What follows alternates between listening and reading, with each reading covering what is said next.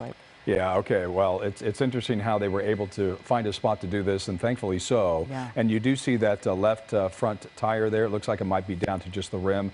As we see, this looks like a younger man to me that is walking back, and of course he's going to be directed to get down on his knees, spread eagle on the ground, kiss the asphalt, kiss the pavement, and then police will come up on him. He's got to make sure and show them that he has no weapons in his waistband.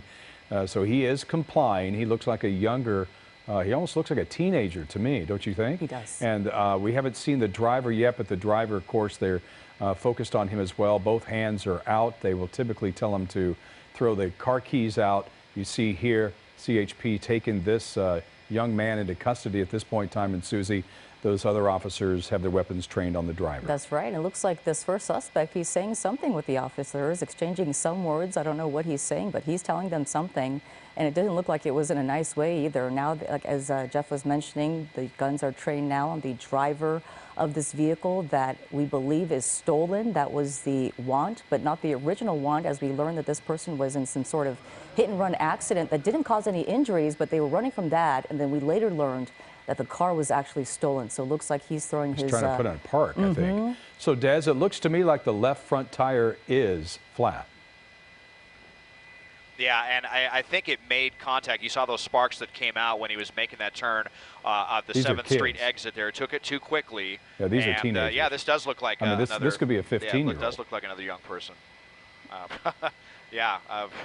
I don't know, Jeff. I got to tell you, the older we get, the younger everybody else looks. So I'm not certain just everybody looked young to me how old days. the person is, but yeah, definitely. But that's it. It looks like that's what happened is they took that exit there a little bit too quickly and went up on the curb, and that basically, he ended up taking himself out. CHP was out there with all those spike strips, and the suspect ended up doing themselves their own tires in.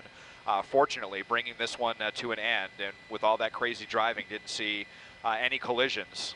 So the joyriding is over. We're actually hearing there might even be one more person in this vehicle. I was wondering about that. Yeah. So this explains a lot. When you see the age of these drivers and you see the way that they were driving and taking the risks that they do, this is this explains a lot as to who was behind the wheel. This is a smaller truck too, and I see some activity, Des. Looks like so a I think third you're person. right. Yeah, and it's. I mean, you just think how terrifying this would have been. Okay, looks like a lady friend here that they had in the back of the extended cab.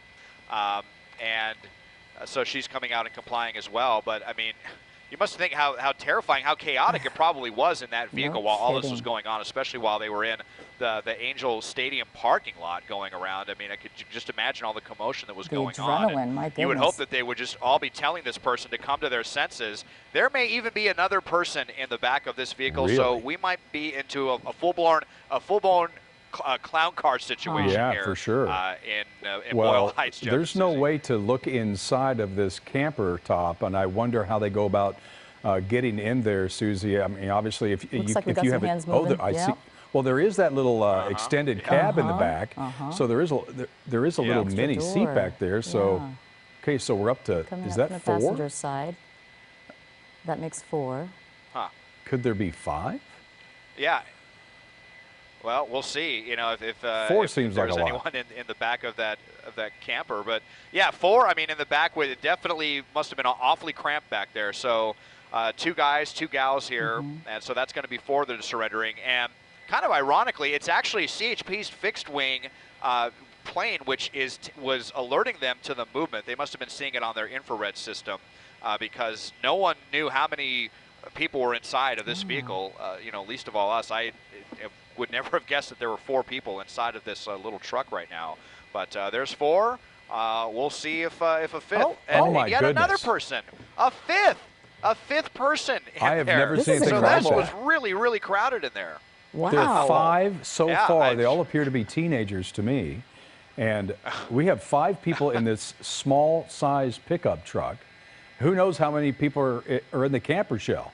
Oh, my goodness. Can you imagine? Yeah. Oh, my goodness. Well, you just wonder if this was some sort of planned thing by these 5 teens. I call them teens. They could just be young adults. They could be in their 20s, but they all look young to me. And they're all wearing hoodies, and police officers obviously making them show their waistbands to make sure that there's no weapons. I'm sure they're communicating with them. But this story tonight, Susie, is how many people are in the truck? Are in this truck that we know is stolen. And you just wonder, as Desmond was talking about, the conversations that were had in this truck during this entire pursuit, which is for about an hour and almost a half now. And the number of people coming out of this car, you know, as Desmond was saying, you know, just someone, looks like they still have their guns trained there. Looks like they're approaching the car now. So maybe they're just doing one final check here. Looks like they're going to approach the vehicle very carefully as they're stacked behind each other with their guns trained. Just making sure they're going to clear the car real quick, make sure there's no one else in there, and looks like it's all clear. So. Well, I'll tell you what, that infrared, you talk about that, Daz, and they were able to see that there were multiple people in there. I'd love to see that in action because that was a real game changer compared to, you know, when it comes to not having that and just thinking that you have one suspect in the vehicle. Tonight we see 5 suspects come out of this truck. Wow, so 5 arrests made.